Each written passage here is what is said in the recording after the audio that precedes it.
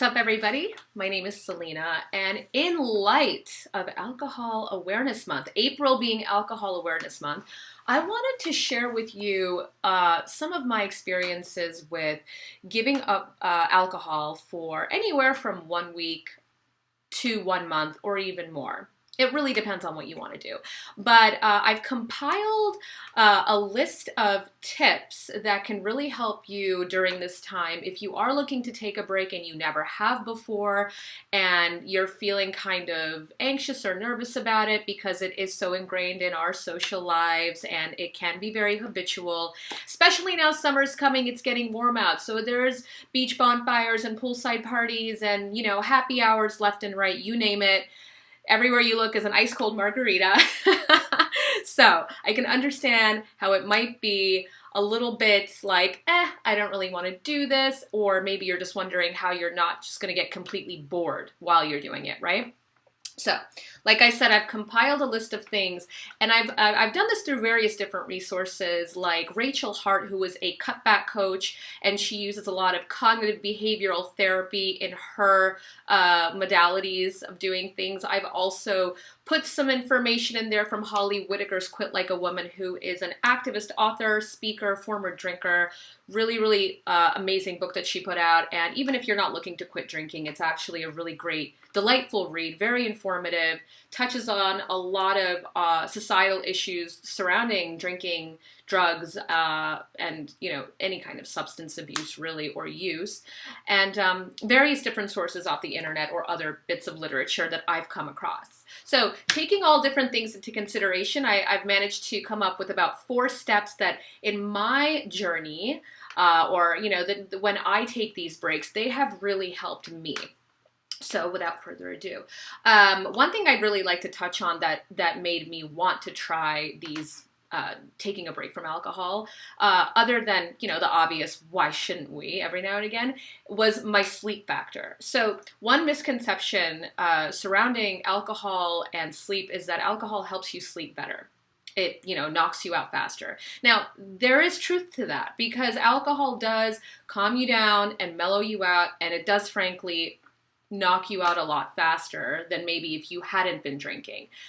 However, the trouble lies in how alcohol is processed in the middle of the night and how it affects your restful sleep. So yes, you might be going to sleep a lot faster, but you're not staying asleep. And what's happening is you're waking up in the middle of the night, or you're waking up the next day feeling like absolute crap because your restoration sleep was compromised, your REM sleep was compromised, and the reason for that is because your body is busy metabolizing and digesting alcohol, so it's really kind of working on overtime to get this poison out of your body when it should be resting and resetting itself, okay?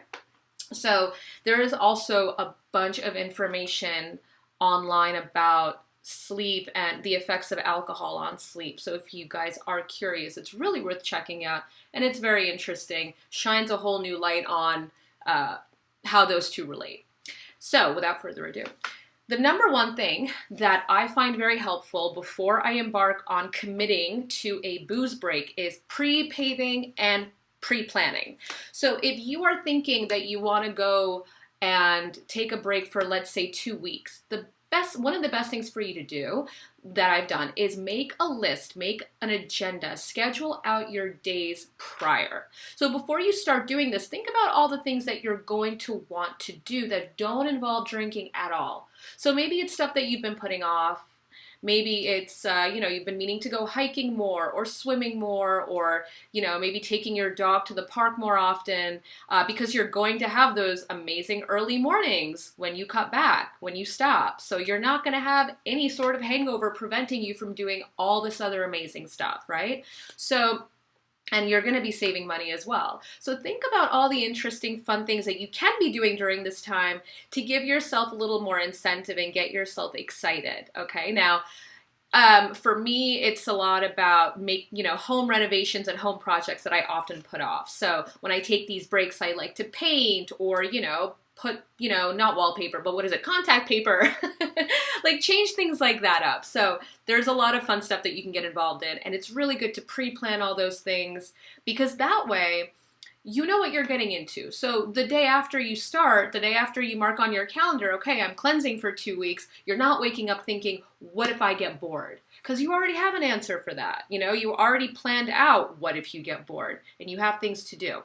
Okay, so everybody's different. Everybody's going to have their own thing, but that's a very, very important thing to do prior to starting these types of cleanses. It applies to just about anything. Even if you're going on a specific diet, any change in lifestyle or regimen should require some sort of planning ahead in order to make it successful and sustainable. Okay, so number 2 is creating injunctions. Now, by creating injunctions, I mean, basically what we have to do is make it so that the mental cravings and the FOMO and the anxiety that might kick in during these little bouts of boredom that you'll get with the first maybe few days of doing this, you're gonna need a reminder, you're gonna need support, maybe a little alert here and there to keep you on track. So injunctions are basically, it could be anything. It could be a post-it, or several post-its around your room or your apartment, alerts on your phone that remind you, like, hey, like, let's not do that, or like, looking forward to this. You know, you might even have alerts on your phone that remind you that, oh, you're going to go on this amazing hike tomorrow, and you don't want to compromise that by, you know, having those 2 or 3 glasses of wine tonight. So anything that might help you remember why you started doing something like this is very, very helpful. I'm a visual person. I like to write things down. You guys can do it however you want, but it also helps to let your friends and colleagues know. If you are taking a booze break, it's like, hey guys, I'm going to be off the sauce for a while, so don't invite me to any happy hours, and don't invite me to any, you know, crazy Vegas bachelorette parties if possible this week. So, you know, things like that. Just be prepared to face those things by creating alerts, notes, anything that you can, creating injunctions. Number 3 is, if you've watched some of my other videos or heard me speaking anywhere before, I talk a lot about breath work. And we don't have to, by breath work, I don't mean you have to go into some meditative state. It's really not going to take any time out of your day. A lot of the time people think of breath work and they're like, oh no, I need to like lay on a cushion, sit on a cushion and start oming. And no, that's absolutely not what I mean. Breath work is a wonderful tool that can help you stay grounded and centered in times of uncertainty and anxiety. So for example, there are going to be cravings. I'm not talking about physical alcohol withdrawals. I'm talking about mental cravings. These are things that we associate with drinking that drive us to want to drink because we get bored or we can't sit in our own skin. So most of this stuff is psychological. And because of that, it is important to take a step back, take a few deep breaths, and ground yourself. So basically, if you feel some sort of boredom or anxiety kicking in, if you feel any FOMO kind of creeping up on you on a Saturday, and you're just like, oh, like, what if I just like go out for one? It's not a big deal. But like, you made this commitment to yourself, and you know you're going to feel better if you stick to it, right? So take a few deep breaths through your nose, hold for 3 to 5 seconds, slowly exhale through your mouth, and while you're breathing, try to expand and contract your belly area, okay? Because that way you feel the relaxation and the oxygen throughout your entire body. Pay attention to the breath. Breathe deliberately instead of just as we're breathing right now. Because the deep breathing affects your prefrontal cortex, which is the part of your brain that deals with decision making and reasoning, critical thinking. So oftentimes we're so used to doing certain things a certain way. Like I said, I use this word a lot, but it becomes habitual and you are on autopilot. But this way, when you take the time to remember to breathe, you are doing things intentionally.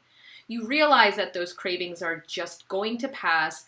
you're just feeling antsy because you're used to doing something a certain way, and the brain doesn't like changing very much, and it always wants to stay very safe and very secure and do things the same way forever. So due to those types of feelings, the breath work is very, very helpful in getting past those little tiny roadblocks, sorry. And to be honest with you, they don't last for very long. Honestly, most of those little mental cravings dissipate within a couple of minutes. So it's really helpful to remember that, again, combined with creating your self-injunctions, those things are really crucial and critical when you're trying to stay on track, okay? It helps to be very future thinking about something like this. The benefits of taking a break from booze far outweigh any of the unwanted boredom bouts, or just having to maybe spend time by yourself a little bit more. The outcome after you go through something like this is so significant. You feel better physically, you feel clear mentally, your body is going to thank you because it is able to reset itself, recalibrate itself, and you're just going to show up better. You're going to show up better for your life, for your family, for your job. It's a wonderful feeling, and it doesn't have to be any more than even just a week to start. But it's a great, wonderful thing to try, because if you try it and if it works out, you can extend it. And the more you do it, the better you feel, okay? Number 4, which is a tricky one because it does involve some form of, actually changing, some form of bigger self-control, but it's changing your social circle. So number 4 is not hanging out with your drinking buddies. So for some of you, and myself included, that's like almost anyone I know. So it's like, my drinking buddies happen to be my friends, most of my friends, because no matter what, as I mentioned, it's a social thing. No matter where we go, no matter what we do, chances are, even if we go on a hike in the morning, we're probably having champagne at night, or beer, or wine, and oftentimes the temptation is there. It's hard to avoid. And when you're with your friends, you don't want to be that buzzkill, because some people might really understand why you want to take a break, but other people might not. And, you might get coerced into having one or two, and then you're back to square one. So for me, what's worked most successfully for me, rather, is completely eliminating the circle of people that I generally drink with. So I will either spend time by myself, which I'm pretty good at doing, occupy myself with DIY projects or cooking or, anything you can imagine, just trying to focus on interesting, fun things to do alone, or choosing to spend time with people that are not interested in drinking. I'll call a couple of friends if they want to go on a hike, go shopping, grab iced coffees, go to the movies, which is one of my favorite things to do, actual movie theater, junk food, big screen, loud. I love it. Anyway, so that is the last one. Now, if you do choose to hang out with your drinking friends while you're trying to, take a break from drinking, that's fine. But it does take a significantly stronger person, stronger than me, to be able to spend extended periods of time around people at bars who are drinking and not be tempted. So to make life easier, I choose to eliminate that circle entirely until I feel ready to introduce myself back in there again. And most of the time, people are very understanding of it. So again, if this is your first time trying to embark on something like this, these are super, super helpful tools that have worked wonders for me. Again, I'm a very visual person, so I have sticky notes and pictures and notes and you name it, I have it stuck all over my house. So anything that's going to help you get through some of these, initial few days, the roadblocks, please don't hesitate to just do it however you feel comfortable doing it. And I can assure you that if you can make it through about a week of this and just find other fun stuff to do that doesn't involve drinking, you're going to feel amazing. Now, if you extend it until a month, you're going to feel even better. And all of those anxieties and that boredom, it really does dissipate. And it's beautiful because you sort of relearn how to be fun and creative and social without the crutch that is alcohol for us so much of the time. So it's really good to take these cleanses and breaks. It gives you an idea of where you are, who you are, and how you interact, with the world when you're not socializing and drinking constantly. So if you, I would love to hear your experiences, so please comment below or message me. And I hope that this was helpful for you. Like I said, there's so much online that you guys can look at as well. And I hope this was informative. So happy not boozing, those of you who are going to take part in this cleanse. And those of you who aren't, that's totally cool. Have one for me. And I'll see you guys soon.